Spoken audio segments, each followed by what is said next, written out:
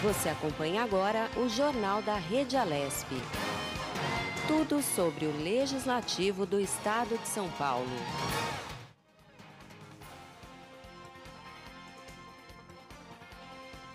Olá, seja bem-vindo. Hoje é 5 de julho de 2021, segunda-feira. Eu sou o Guga Mendonça.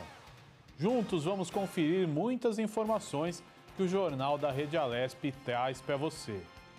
Hoje vamos falar sobre o direito de greve do trabalhador. Você também vai saber sobre a produção industrial brasileira, que cresce 1,4% em maio, apontou pesquisa. Outro assunto que você vai acompanhar é a campanha Julho Verde. O Jornal da Rede Alesp começa agora. Jornal da Rede Alesp. Vamos lá, começando mais uma semana, mais um jornal, e nós vamos falar agora com a repórter Amanda Nascimento, que traz os assuntos mais importantes aqui do Legislativo Paulista. Amanda, seja bem-vinda ao nosso jornal. Uma ótima semana a você. Bom dia, Google, uma ótima semana. Bom dia a todos que nos acompanham no Jornal da Rede Alesp. Eu falo aqui diretamente do plenário Juscelino Kubitschek para apresentar para o nosso público o balanço das atividades do Parlamento Paulista nesse primeiro semestre de 2021.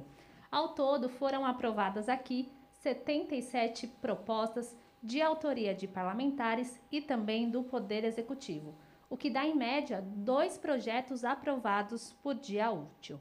Ao todo, foram 90 sessões plenárias, sendo dessas 66 em caráter extraordinário, que são as sessões transmitidas pela Rede Alesp, diretamente aqui do plenário Juscelino Kubitschek.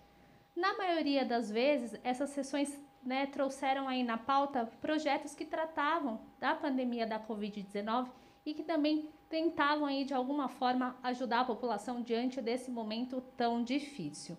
Além disso, nesse primeiro semestre de 2021, foram registradas 114 reuniões de comissões permanentes, cerca de 80 atos solenes e audiências públicas. Claro, todos esses eventos aconteceram aí em ambiente virtual, respeitando as medidas sanitárias e protegendo a todos do novo coronavírus. Além disso, a Casa também economizou 20 milhões de reais e doou aí 150 mil cestas básicas para as famílias em situação de vulnerabilidade social aqui no estado de São Paulo. Falando um pouquinho mais dos projetos aprovados aqui no Parlamento Paulista, eu trago destaque então para o Bolsa do Povo, que pretende desembolsar até o final do ano aí um montante de R$1 bilhão em ações assistenciais voltadas para as famílias que passam por dificuldades, e em especial neste momento de pandemia que fez com que muitas pessoas então perdessem a renda. Um outro projeto que foi aí aprovado recentemente é a LDO, a Lei de Diretrizes Orçamentárias para 2022. Então, o texto determina como será elaborado o orçamento estadual para o próximo ano, e esse texto então passou aqui pelo Legislativo Paulista, foi analisado pelos deputados federais, que incluíram emendas para trazer aí ações para as áreas de saúde, educação, infraestrutura, segurança e habitação. Então, trazendo um pouquinho aqui para o público do Jornal da Rede Alesp, o que foi feito nesse primeiro semestre de 2021 aqui no Parlamento Paulista. Eu volto logo mais no jornal com mais informações para vocês. Muito obrigado, a repórter Amanda Nascimento. Você quer saber mais sobre essas informações? Você entra no site da Alesp, no al.sp.gov.br. Você acompanha essa e outras matérias completas. E ato solene promoveu o debate dos impactos. Ato solene promoveu o debate dos impactos de um reajuste fiscal aprovado em 2020 aqui na Assembleia Legislativa pelos parlamentares paulistas. Acompanhe na reportagem da Carolina Franca. Ato solene debate os impactos do reajuste fiscal aprovado pela Assembleia Legislativa de São Paulo. Em outubro de 2020, a Lei 17.000 do Ato solene debate os impactos do reajuste fiscal aprovado pela Assembleia Legislativa de São Paulo. Em outubro de 2020, a Lei 17.293, de autoria do governo paulista, entrou em vigor com o objetivo de equilibrar as contas públicas do Estado. Entre as medidas previstas na legislação está a extinção do Instituto Florestal e a unificação dos institutos de Botânica e Geológico. O evento virtual sobre o tema foi organizado pelas integrantes da mandata ativista do PSOL, Cláudia Visoni e Paula Aparecida. A gente está aqui hoje, para debater a Lei 17.193, que foi aprovada em 15 de outubro de 2020 e que é um pacotão de alterações aí no Estado que inclui extinção de diversos órgãos públicos, como já foi citado pelos colegas. Hoje, principalmente, a gente vai falar como é que fica a pesquisa científica no Estado, uma vez que o Instituto Florestal foi extinto e o Instituto de Botânica e o Geológico foram unificados. A gente está, nós, humanidade inteira, está sentindo na pele, hoje em dia, a importância da ciência, e a gente está vivendo um momento em que a produção de ciência no estado de São Paulo está ameaçada. Vale lembrar que toda a discussão que o Bolsonaro faz anti-ciência, impedindo, inclusive, o censo no Brasil, impedindo que a gente consiga ter uma visão dos pesquisadores do Brasil, o que está acontecendo com esse país, ela também se expressa no estado de São Paulo e na política do Dória de tirar todo tipo de recurso das ciências. Vale lembrar que durante a pandemia, os pesquisadores das universidades públicas tiveram que fazer ato na porta da Lesp, no meio de uma pandemia em que o governo corta 800 milhões da saúde, exige que os pesquisadores saiam de suas casas para garantir esse mínimo de estrutura, E aí a gente tem que lembrar quem se interessa pelo Brasil nessa necessidade da gente desenvolver tecnologia e tecnologia que esteja ligada à preservação da nossa maior, não digo riqueza, porque a gente está falando de coisa, nem de objetificação da natureza, mas da nossa vida, do nosso espaço, da nossa terra, da nossa realidade, Parlamentares da Alesp participaram do ato virtual e se posicionaram sobre a fusão dos institutos de pesquisa. E agora os institutos de pesquisa estão sendo duramente penalizados, porque eles foram praticamente reunidos no único instituto, na Secretaria de Infraestrutura e Meio Ambiente. Inclusive, foi publicado recentemente um decreto onde, na verdade, haverá a diluição do trabalho, a pulverização do trabalho da pesquisa dessas áreas que eu citei aqui no estado de São Paulo. Porque, ao contrário de investir na ciência, mantendo e fortalecendo os institutos, ele propôs extinção, propôs unificar instituto, assim, me parece que aí não há nenhuma preocupação. E no momento delicado, no momento em que a pesquisa passa a ter um papel e uma importância muito grande, não só para o Brasil, mas para o mundo. A gente tem acompanhado a história das vacinas pelo Instituto Butantan, e assim, a gente está muito preocupado, porque o discurso é uma coisa, a prática é outra, totalmente diferente. Carlos Bocuí, presidente do Instituto Brasileiro de Proteção Ambiental, ressaltou a importância das instituições de pesquisa do Estado de São Paulo para o desenvolvimento de políticas em prol do meio ambiente. Uma questão que não se nega é a contribuição do Instituto Florestal, do Biológico e Geológico para a construção da política ambiental do Estado de São Paulo. Não só da política ambiental, mas também de todo o conhecimento que foi gerado e que acabou se configurando nas políticas ambientais e até em normatização que nós temos hoje. E por que não dizer que essa atuação foi importante para a construção da política nacional do meio ambiente e dos avanços que nós tivemos, por exemplo, numa Constituição cidadã influenciada pela política nacional do meio ambiente, que, por sua vez, foi influenciada pela política ambiental do Estado de São Paulo. Então, me incomoda muito ver que o meu Estado, no Brasil, sofre dessa insuficiência conceitual, sofre desse atraso, na medida em que ele retira a capacidade das instituições e remete uma promessa futura para as universidades que poderão, no futuro, contribuir para a pesquisa científica. Para João Paulo Feijão, presidente da Associação dos Pesquisadores Científicos do Estado de São Paulo, a falta de servidores nos institutos é outra demanda que precisa ser solucionada. Nos últimos anos, o Estado tem investido cada vez menos nesse segmento de pesquisa, em especial referente ao seu recurso humano, o que afeta a produtividade dessas instituições. Não se tem reposição de pessoal há muito tempo e a defasagem salarial está presente, evidenciada inclusive por salários diferentes para integrantes de mesmas funções e carreira.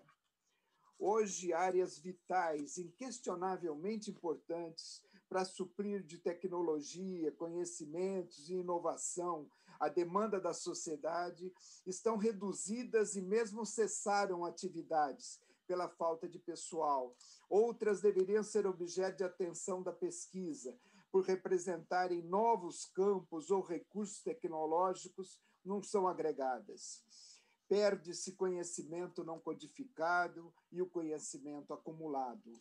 Para se ter uma ideia do que falamos nesse instante, nos últimos 5 anos, o quadro de pesquisadores científicos no Estado que atuam nos institutos públicos teve redução de pelo menos 25%. Os últimos concursos ocorreram em 2003 e o quadro de apoio à pesquisa tem 85% dos cargos vagos. No dia 16 de junho, o governo do estado de São Paulo publicou o decreto que criou o Instituto de Pesquisas Ambientais, unidade administrativa responsável agora pelas atividades dos institutos Geológico e de Botânica. Você acompanha a íntegra dessa audiência no nosso canal no YouTube. 776 brasileiros morreram vítimas da Covid em um período de 24 horas, registrando até às 8 horas da noite deste domingo. Os óbitos desde o início da pandemia passam de 524 mil em todo o país. 18 milhões e 700 mil pessoas foram ou estão contaminadas pelo coronavírus. Quase 26 mil desses casos notificados somente no dia de ontem. A média móvel de mortes nos últimos 7 dias chegou a 1.500. Os dados são das Secretarias Estaduais de Saúde, apenas o Acre não apresenta alta nos números de óbitos. São Paulo voltou à relação de estados com quadro de estabilidade. 103 milhões de brasileiros já foram vacinados contra a Covid. 27 milhões deles totalmente imunizados com as 2 doses. Isso representa 12% da população nacional. E agora vamos com a nossa primeira entrevista no Jornal da Rede Alesp de hoje. Vamos falar sobre a lei sancionada pelo presidente Jair Bolsonaro, o benefício de prestação continuada, o BPC, que é um salário mínimo, R$1.100 oferecido para idosos e pessoas portadoras de deficiência com baixa renda. Esse auxílio será ampliado a partir de 2022, com impacto na economia no próximo ano, que deverá ser de aproximadamente 2 bilhões devido à inclusão de 180 mil beneficiários. Sobre esse assunto, vamos conversar agora com João Espósito, que é economista, também advogado. João, seja bem-vindo ao Jornal da Rede Alesp, tudo bem? Tudo bem, Guga? Muito obrigado por ter aceito o nosso convite, né? Vamos falar sobre esse tema aí que é importantíssimo. Eu gostaria que você começasse informando o nosso telespectador o que é o BPC. O BPC é o benefício de prestação continuada. É um valor que é arcado pelo INSS para suprir famílias que tenham baixa renda, mas que eles possuam um indivíduo que ou é um idoso, ou seja, tem mais de 65 anos, ou que ele possua qualquer tipo de deficiência. Agora, é interessante, a quem se destina o BPC? Então, vamos lá, ele se destina àquele idoso que tenha mais de 65 anos e que ele não tenha meios para se subsidiar. Ou seja, ele não vai ter um salário, ele não vai ter um auxílio da família dele, ele não tem maneiras de suprir as suas demandas pessoais. Então, ele pode solicitar o BPC. Outra pessoa que pode solicitar o BPC também são as pessoas com deficiência. E agora, com a lei, com essa nova lei que foi aprovada, a gente possui alguns critérios relativos a essa deficiência. E para o portador de deficiência não existe limite de idade. Então, ali em qualquer idade ele pode solicitar o BPC, e aí ele precisa atender algumas regras. Como calcular essa renda per capita da família? Importante a gente explicar isso também. Vamos lá. A questão da renda per capita ela é muito importante, porque essa pessoa que vai solicitar o BPC, ela geralmente está inserida no ambiente familiar, ou seja, ela vai ter ali outros 2, 3, 4 membros da família contribuindo para a renda geral. E aí é importante, para saber se você tem direito ao BPC, que você saiba calcular a renda per capita da família. Então, você precisa saber todos os rendimentos brutos, e aí inclui até mesmo os auxílios, ou seja, aquela família que recebe um Bolsa Família, esse Bolsa Família, ele também deve ser somado para cálculo da renda per capita. Então, vamos a um exemplo. Se você tem uma família onde uma das pessoas recebe R$ 1.100 de um salário, do emprego que ela tenha, mais uma outra pessoa que receba um Bolsa Família, vamos supor aqui de R$300, você tem que somar essas duas verbas e dividir pelo número de pessoas que possuem na família. Então, se possuísse, vamos supor, 4 pessoas na família, você somaria os dois valores e dividiria por 4, você saberia a renda per capita. E aí a renda per capita, para BPC, ela tem que ser de pelo menos 1/4 do salário mínimo, e agora essa regra está mudando para metade do salário mínimo. Agora, João, é importante também a gente esclarecer o nosso telespectador com essas novas regras, como faz para requerer o benefício? Vamos lá, para requerer o benefício não é tão simples. É necessário que se exista um cadastro feito naquele CAD único, que é o cadastro único que existe pela União. Esse é o primeiro passo, você tem que ter o CAD único. Um segundo passo se você for deficiente, é importante você procurar um centro de referência para que seja feito um cadastro, isso se você for deficiente, um centro de referência de assistência pessoal. E aí você vai fazer seu cadastro, e aí depois você tendo o CAD único e o seu cadastro no centro de referência, você pode solicitar via aplicativo Meu INSS o BPC. E aí a solicitação, ela pode ser feita via aplicativo Meu INSS, e para aqueles que não possuem acesso, pode ser feito o agendamento por telefone. Agora, as pessoas que recebem o BPC, é possível que elas percam esse benefício? Elas precisam manter sempre o cadastro atualizado? Conta um pouco disso. As pessoas precisam manter o cadastro atualizado, e além de manter o cadastro atualizado, elas vão passar a ter um benefício com a mudança da lei. Então, elas podem, inclusive, se reinserir no mercado de trabalho, elas podem estar trabalhando CLT sem correr o risco de perder o BPC. A diferença é que o BPC ele vai ser reduzido, ou seja, ele vai ser pago pela metade. Isso se você tiver uma renda familiar geral de até 2 salários mínimos. Se a sua renda for superior a 2 salários mínimos, o BPC ele é cessado, ou seja, você perde o benefício. E aí, caso você volte para uma situação de desemprego, você pode solicitar novamente o BPC. Agora é importante a gente explicar para o nosso telespectador, né? O que mudou na prática com essa lei? Como era antes e como é agora em relação ao BPC? Antes, a renda per capita ela teria que ser de 1/4 do salário mínimo para cada membro da família. Isso para você ter direito ao BPC. E também você não tinha a questão do grau da deficiência que aquele contribuinte possui. E você também não tinha o custeamento, ou seja, você não tinha direito a você ter o BPC se você tivesse medicamentos, uso de medicamentos que estão fora da lista do SUS, ou que não são custeados pela União. E aí a lei veio com essa mudança. Então, assim, ela ampliou o acesso ao BPC, além de permitir que essas pessoas se reinseram no mercado de trabalho sem medo de perder o benefício. Esse benefício faz muita diferença. Essas pessoas com idade mais avançada e os deficientes, eles têm muitos gastos com medicamento, gastos com saúde em si mesmo. E muitas das vezes é difícil já eles darem conta desse gasto com o valor do BPC. Então, você permitir que essa pessoa se reinsira no mercado de trabalho e, ao mesmo tempo, continue percebendo o BPC, você aumenta a qualidade de vida dessas pessoas. E você torna a medida muito mais inclusiva. Agora, outro fator que seria interessante, além da renda, quais os outros aspectos que são analisados? São analisados esses aspectos de se a família ela presta algum tipo de auxílio para esse contribuinte, o medicamento que eles usam, o nível ali da deficiência, se é uma deficiência grave ou não, se isso vai comprometer o estilo de vida daquela pessoa ou não. Esses são os fatores que precisam ser observados. Legal. Agora é interessante a gente explicar para o nosso telespectador qual que é a diferença, por exemplo, de quem recebe o BPC e quem é aposentado por invalidez. Tá, vamos lá. O BPC é um benefício de prestação continuada. Ele não leva em consideração a contribuição que esse contribuinte teve para o INSS.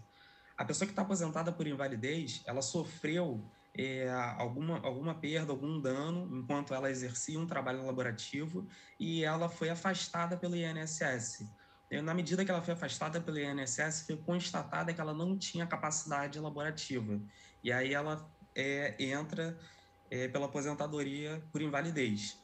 Já o BPC, não. É para uma pessoa que ela levou uma vida, vamos botar assim, relativamente normal, ela não teve problemas, ela trabalhou normalmente, mas quando ela chega numa idade avançada, depois de 65 anos, ela não tem mais meios de se manter, né? Ela perdeu a renda dela, ela não conta com o auxílio de ninguém, e aí ela vai solicitar esse auxílio para o governo. E a mesma coisa vale para o deficiente. É o deficiente que ele não encontra meios de sobreviver, de se inserir no mercado de trabalho, e ele necessita de um auxílio porque ele não tem mais com ninguém para contar. Quer dizer, então, para ser beneficiário do BPC, a pessoa pode nunca ter contribuído para o INSS, por exemplo, né? Exatamente. E mesmo assim teria direito. Mesmo assim. Então é assim, ela se torna elegível a partir de qual idade e os deficientes eles precisam apresentar atestados? Como é que funciona isso? Precisa. Vamos lá. O idoso a partir de 65 anos e o deficiente, ele vai ter que apresentar o laudo dele, ele vai ter que apresentar o nível de deficiência que ele possui, se é uma deficiência leve, moderada ou grave, e ele consegue esse tipo de avaliação justamente nos centros de referência. Tá? É fundamental. O centro de referência que vai permitir que essa pessoa com deficiência possa solicitar o BPC dele. Agora, e essas novas regras, elas passam a valer a partir de quando? Mexe alguma coisa com quem já fez a solicitação do benefício? Vamos lá, a regra ela já começa a valer a partir de outubro de 2021, sendo que falta ainda uma aprovação final e uma normatização a respeito dessas regras, dos pagamentos e tudo mais. Então, efetivamente, você só vai ter os efeitos dela valendo em 2022. Mas a lei ela já entra em vigor agora, em outubro de 2021. Agora, você mencionou um assunto que eu achei interessante, por exemplo, você falou que os beneficiários, né, só podiam usar os remédios aí elencados e custeados pelo SUS. E se a pessoa tivesse a orientação de uso de um outro remédio, ela já se tornaria inelegível automaticamente? E com a nova lei isso mudou? Exatamente, ela se tornaria inelegível e agora com essa nova lei isso mudou. Agora essa pessoa, ela segue elegível, independente desse custo com remédios estarem custeados pelo SUS ou não, que é muito importante. Agora, você tem algum outro, né, uma outra mudança que seja interessante a gente destacar nessa nova lei aí do BPC? Não, a gente cobriu todas as mudanças. Legal, interessante então. Então, só recapitulando, né, a partir de quando vale a lei e qual o público que é beneficiado? Tá, vamos lá. A lei ela começa a valer em outubro de 2021, sendo que essa questão dos valores, ou seja, do aumento da renda per capita por família, São regras que vão valer efetivamente a partir de 2022 e as pessoas elegíveis são pessoas idosas com mais de 65 anos que não tenham um apoio da família ou que tenham a renda per capita menor do que 1/4 do salário mínimo. Isso para hoje. E deficientes que também não possuam devido apoio e que tenham uma renda per capita familiar menor do que 1/4 do salário mínimo per capita. Olha, eu quero agradecer muito a sua participação nesse Jornal da Rede Alesp. Dessa segunda-feira, até uma próxima oportunidade. Obrigado, Guga. Falamos aí da nova lei do BPC, que é o benefício de prestação continuada. E uma nova vacina contra a variante beta do coronavírus está sendo testada em humanos pela Universidade Britânica de Oxford. São 2.250 voluntários do Reino Unido, África do Sul, Brasil e Polônia. O imunizante foi desenvolvido com o laboratório AstraZeneca e usa a mesma tecnologia presente na vacina de Oxford, que já é utilizada em vários países. Fazem parte do estudo voluntários que já foram vacinados e outros que ainda não receberam nenhuma dose. A intenção é ter dados provisórios desses testes ainda este ano para enviá-los à revisão regulatória. E o Brasil já aplicou 105 milhões de doses de vacina contra a Covid-19. Um número alto, mas apenas 1/3 das cerca de 330 milhões que estima-se, segundo dados do IBGE. Correspondam a 2 doses para os 160 milhões de brasileiros acima dos 18 anos. No próximo semestre, o Brasil pode ter uma sobra de 300 milhões de doses, caso os laboratórios fornecedores cumpram os contratos assinados com o país. O total vai permitir ao país vacinar adolescentes, dar eventuais doses de reforço a idosos e profissionais da saúde e se preparar para uma possível revacinação em 2022. De acordo com a Organização Mundial de Saúde, cerca de 3 bilhões e 200 milhões de doses de vacinas anti-Covid já foram aplicadas em todo o mundo. No estado de São Paulo, até o início da manhã desta segunda-feira, foram aplicadas pouco mais de 26 milhões 371 mil doses de imunizantes contra a Covid-19. Desse total, cerca de 14% da população paulista já completou a imunização.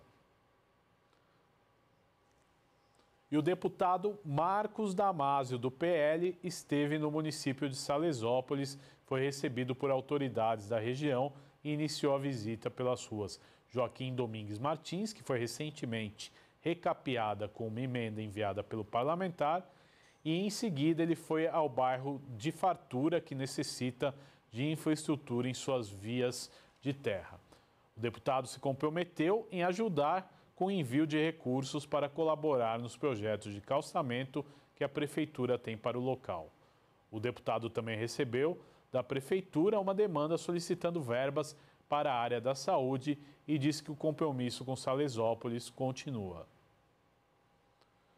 E o estado de São Paulo convoca toda a população para comparecer aos postos nessa reta final de campanha de vacinação contra a gripe, que se encerra em 9 de julho, mas ainda tem baixas coberturas. Até o momento, os percentuais de todos os públicos ainda estão abaixo de 62%, com exceção dos indígenas, que são totalmente vacinados. Esta terceira e última etapa da campanha, que começou em 9 de junho, visa reduzir aglomerações para reforçar a prevenção à Covid-19. O cronograma da campanha foi dividido em 3 etapas e mesmo entre os grupos inseridos anteriormente, que ainda podem comparecer aos postos, ainda há baixa adesão. Seguindo a legislação, deverão ser priorizados nas salas vacinais os idosos com mais de 80 anos e a triagem diferenciada e orientações para quem apresentar sintomas respiratórios. Em 2020, o estado de São Paulo registrou 809 casos de síndrome respiratória aguda grave atribuíveis ao vírus influenza e 119 óbitos. Vamos falar agora sobre o direito de greve do trabalhador. a Constituição Federal Brasileira, em seu artigo 9, a lei número 7.783 de 89, asseguram o direito de greve a todo trabalhador, dando oportunidade de exercê-lo sob os interesses que devam, por meio dele, defender. Sobre esse assunto, nós vamos conversar agora com André Leonardo Couto, ele é advogado trabalhista. André, seja bem-vindo ao Jornal da Rede Alesp, muito bom dia, obrigado por ter aceito o nosso convite, tudo bem? Bom dia, nós que agradecemos pelo convite, bom dia, Guga, bom dia a todos os ouvintes. Vamos começar explicando para o nosso telespectador quando uma greve é considerada abusiva. A greve é considerada abusiva quando ela fere algumas questões legais. Por exemplo, toda greve, para ser deflagrada, é necessário que o sindicato, primeiro, ele ouça a categoria através de uma assembleia. Essa assembleia tem que ter 2/3 de aprovação.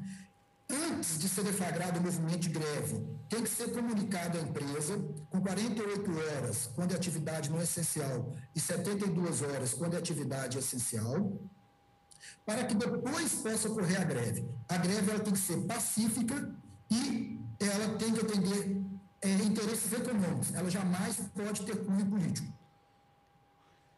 Importante essa informação. Agora, quais são os direitos que são resguardados aos trabalhadores aí de acordo com a Constituição, o chamado direito à greve? Como é que funciona isso?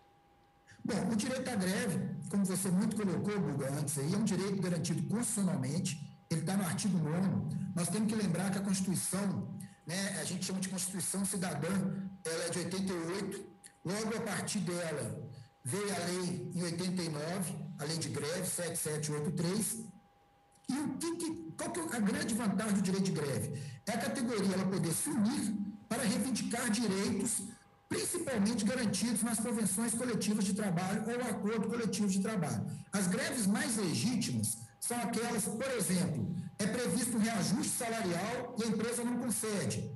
O movimento grevista ele vai buscar isso, né? Questões relacionadas à segurança do trabalho, o movimento grevista vai assegurar isso. O que não se pode, muitas vezes acontece, é o desvirtuamento do Instituto para ter vantagens, eu já citei aqui mais cedo, políticas ou até outras que não estão se relacionadas aos movimentos de greve mesmo. E os direitos garantidos aos trabalhadores, desde que a greve sejam legítimas, é a suspensão do contrato de trabalho, ou seja, em tese, ele não pode ter descontado aqueles dias de trabalho e, ao final, se o movimento de greve for reconhecido como legítimo pelo tribunal competente, vai ser resguardado aqueles direitos que a classe trabalhadora buscou com o movimento grevista.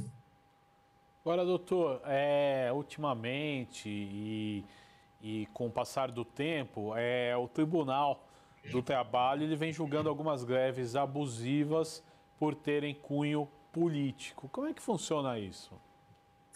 É porque, na verdade, Guga, realmente é o que se tem acontecido. A greve, feita pelo legislador, a função, eu vou dizer um termo, que a greve é um movimento de liberdade, mas que ele não pode perder o critério de responsabilidade. E o que muitas vezes a gente vê na greve, exemplo, caminhoneiros, não sei se você se recorda daquela greve da gasolina, né, dos combustíveis, de parar todo mundo. Será que aquilo realmente teve um viés econômico? Ou foi um viés político? A gente vê muito isso no transporte coletivo.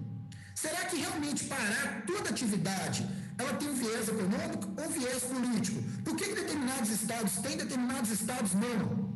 Então é isso que a Justiça do Trabalho tem feito, ou seja, ela quer falar o seguinte, olha, a liberdade ao movimento vocês têm, agora o abuso não. E o que se vê muitas vezes, até após decisões liminares dos tribunais, é a greve continuar, mesmo o tribunal falando, olha, pare, porque está errado. E a greve continua, e aí tem aplicação de multas contra os sindicatos, critério abusivo, dentre outros. Agora, doutor, outro ponto, né? Greve em serviços essenciais, como transporte público, aqui em São Paulo, o metrô, elas geralmente o tribunal manda que parte da frota continue funcionando. Isso não acaba com o efeito da greve em si. Como é que funciona na consequência para o trabalhador? Porque uma vez que o serviço ele vai funcionar de alguma maneira, né, o efeito da greve acaba não acontecendo. Isso é uma previsão legal, está na lei. Toda atividade que é considerada essencial, obrigatoriamente no processo de greve, tem que ter uma demanda mínima, porque a sociedade, a coletividade, ela é um bem maior do que um grupo de trabalhadores específicos. E eu entendo que, mesmo que a greve ela tenha ali uma demanda de 30%, 40% para atender a atividade essencial, o dissídio em si ele pode continuar, né, discutindo aquelas cláusulas, né, de acordo coletivo ou econômicas que entende os sindicatos trabalhadores que não estão seguindo. O que se tem visto, infelizmente, é muitas vezes os processos de greve não seguir a lei, sabe? Estão seguindo interesses não tão legítimos como a legitimidade do processo da greve em si. Agora, outro fator é quais outras situações é permitido fazer uma greve? A gente fala muito aí de reajuste de salário, né? Convenção coletiva, mas quais outras situações que se permite fazer a greve? Eu entendo que a greve, além dessas questões já colocadas, tudo que for relacionado a fator econômico e de segurança do trabalho compete um processo de greve. A greve, a essência dela, vem na busca de melhorias de direitos dos trabalhadores. Então, tudo que se for discutir em termos de melhoria de direitos dos trabalhadores, eu acho que um processo de greve comporta. O que não se pode é desvirtuar esses princípios para ver no processo de greve interesses, às vezes, que não estão relacionados às garantias dos direitos dos trabalhadores, e sim direitos exclusos. Agora, um fator que pouco se questiona, e eu acho importante a gente perguntar, né? Qual que é o direito do empregador em relação aos seus funcionários quando fazem greve? Bom, o empregador, o primeiro ponto, ele tem que ser comunicado. Guga, eu tenho 26 anos de carreira. Eu vou falar vou deixar bem claro que todos os processos de greve que eu participei até hoje como advogado, eu nunca vi nenhum sindicato comunicar a empresa com antecedência mínima. O primeiro ponto é daí, o empregador ele tem que ser comunicado para que ele não seja surpreendido com o processo de greve. E segundo, o empregador, quando ele tem um processo de greve legítimo, ele tem que buscar o quê? Uma negociação rápida com o sindicato para tentar fazer essa paralisação da greve. Porque ele pode recorrer à Justiça do Trabalho, tentando lá medidas cautelares, a paralisação da greve, mas na prática, o que ele tem que buscar é uma comunicação rápida com o sindicato para tentar cessar a greve e, obviamente, prejuízos financeiros que às vezes não tem retorno. Agora, foi importante você falar, a greve ela só pode acontecer com intermediação dos sindicatos ou os trabalhadores podem se mobilizar sem a presença de sindicato? Eu gostaria de entender esse aspecto. Na verdade, o correto é que sempre seja feito com o sindicato.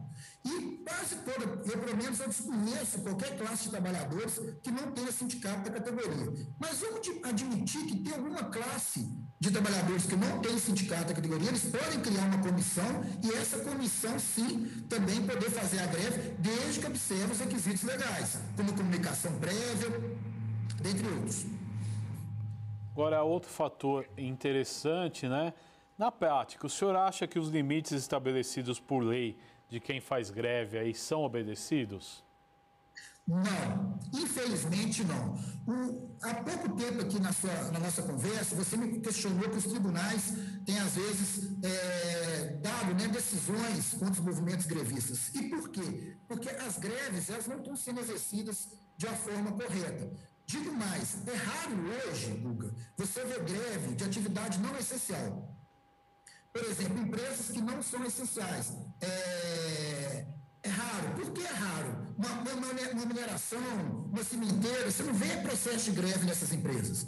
Porque geralmente a negociação do sindicato com a empresa se resolve e o movimento, às vezes, ele não atinge a sua finalidade. O que é muito comum hoje, eu acho que um exemplo mais recente foi da Petrobras, são as greves de empresas públicas e atividades essenciais. E ainda assim, nas empresas públicas e atividades essenciais, muitas vezes a gente tem notado que a greve não tem seguido a sua finalidade, né? Que é o quê? A liberdade de ser exercida, mas com responsabilidade. Agora, doutor, outro fator interessante, né? Quem tem um pouco mais de idade acompanhou as greves, né? Principalmente aqui no ABC Paulista, nos anos 80. E hoje, o contexto das greves mudou muito, né? Eu gostaria de saber o contexto disso, trabalhando também o lado histórico, porque hoje os movimentos grevistas não têm tanta força como tinham aí nos anos 80 e até início dos anos 90. Coisa que nós temos que partir, que a greve, foi no início da nossa fala, você colocou muito bem, Guga, que é um direito garantido pela Constituição Cidadã de 88, no artigo 9º. E a lei de greve é uma lei de 89. Ou seja, vamos dizer que a greve na década de 80, anteriormente, era uma greve que ela era feita mais por força, né? Pelo movimento em si. Hoje não, hoje existem regras. E quando a regra não é seguida, ela tem consequências. E ela tem consequências tanto para o empregador, como também para o movimento. E quem é responsabilizado geralmente pelos movimentos de greves que são feitos de formas não corretas são os sindicatos, com aplicações de multas de valores muitas vezes expressivos. Então, por isso é que a greve não tem tido tanta força mais. E mais a mais, hoje o trabalhador também, muitas vezes ele consegue em ações individuais buscarem direitos que às vezes ele precisaria de um processo de greve. Então, assim, a Justiça do Trabalho, ela tem feito um papel muito importante na sociedade. A sua função, ela é além de julgar, ela tem uma função social também, onde o próprio trabalhador, muitas das vezes de forma individual, consegue o mesmo objetivo que ele conseguiria no processo de greve. Agora, com essa nova mudança aí na lei trabalhista, houve alguma mudança em relação às greves ou não?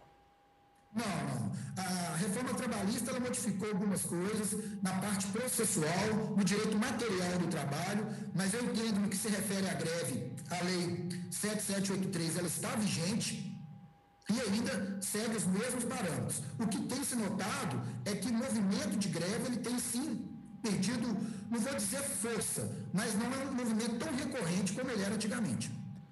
Agora, doutor, é importante, né, o senhor esclarecer, o senhor que atua aí na área, qual que é o melhor caminho para entendimento entre empregado e empregador? Olha, a mediação, a conciliação, o diálogo sempre é a melhor solução. Todas as vezes que um sindicato convocar uma empresa para uma reunião, é importante que se reúna, é importante buscar soluções, porque o litígio não é bom para ninguém, nem para o sindicato que representa os empregados e nem para o empregador. E digo mais, dias parados, independente de ser descontado do empregado, gera um prejuízo para o empregador, que muitas vezes a melhor solução judicial não é a melhor solução em si. Há uma máxima antiga que fala que às vezes mais vale um mau acordo do que uma boa demanda. Então é muito importante o diálogo. O diálogo, para mim, ele é primordial em qualquer relação. Agora, doutor, outro fator que gera bastante dúvida, o empregado, ele pode ser punido por fazer greve? Como é que funciona isso? E aí eu vou um pouquinho mais longe, quais os limites que o empregado deve respeitar? Bom, vamos lá. A greve, primeiro, tem que ser legítima. Se a greve for legítima, o contrato de trabalho ele fica suspenso. Então, o empregado ele não pode ser punido de forma alguma só por ele exercer uma greve legítima. O que costuma acontecer, Guga, é da greve ser considerada abusiva pela justiça. O que seria abusivo? Uma greve que não atendeu os requisitos legais, tem cunho político, por exemplo. Aí sim o empregado pode ter dias descontados.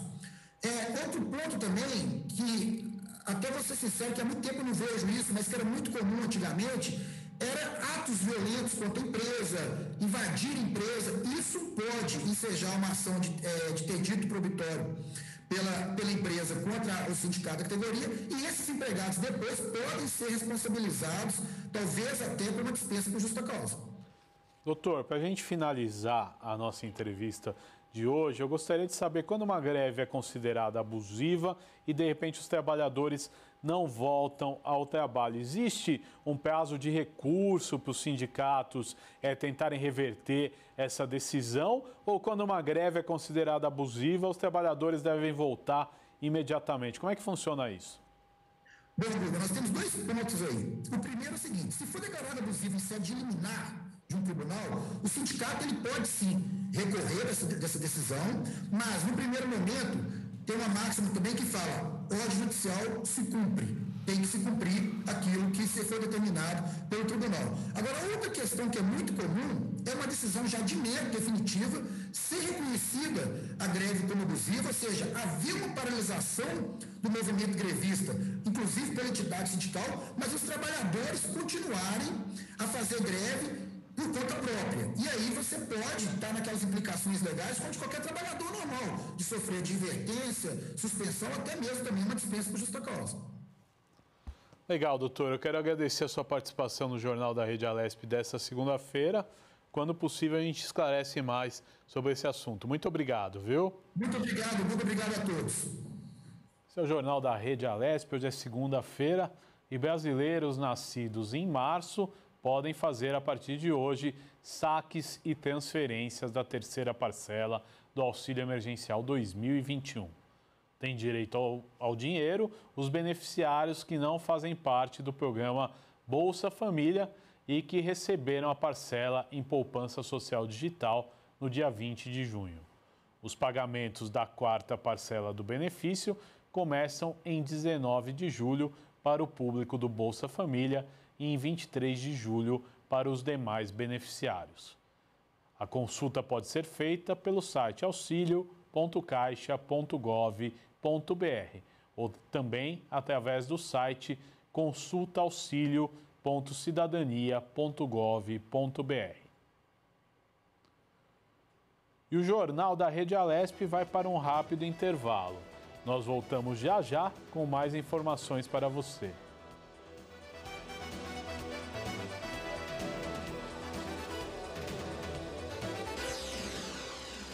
Você acompanha